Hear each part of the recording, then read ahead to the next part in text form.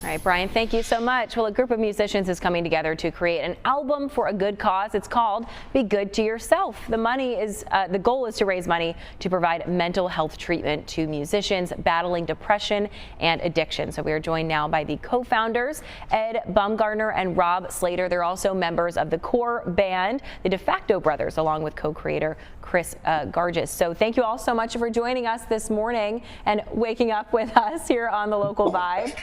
We appreciate you greatly. So I guess I will start with this. Why did you decide to create this charity?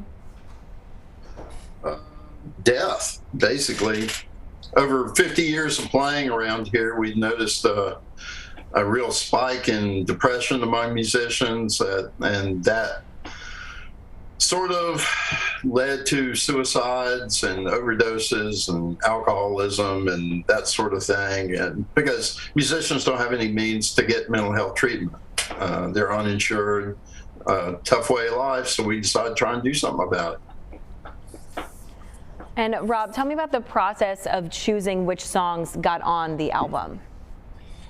It was really great to have Ed involved in this, and he was kind of the impetus behind it. And you know, as a former music journalist, Ed's got a pretty encyclopedic knowledge of music and is just a music lover and has made his life out of it. And as we thought about people we might want to involve in this, there was this sort of interesting gravitational pull between various North Carolina artists and music that suited us and that we wanted to do, and circumstance and serendipity played a big part in it too, as well as Chris's magic Rolodex that we always talk about.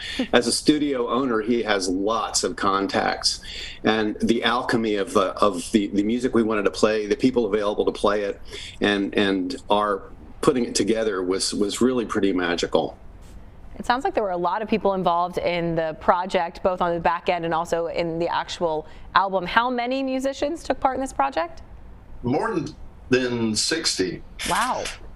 From every major musical center in North Carolina. Yeah, so it's pretty well represented. A lot of guys that are familiar names, some people that a lot of folks won't know, but everybody shines. And the best thing, and this is indicative of the musical community in North Carolina forever and ever, not one person wanted to be paid for this. Wow. In the middle of a pandemic, they're out of work and they're still doing something to help their fellow man.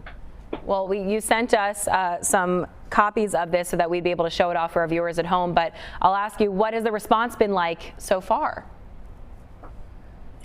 It's been really consistent and solid and strong, and we're pretty happy with the way things have run so far.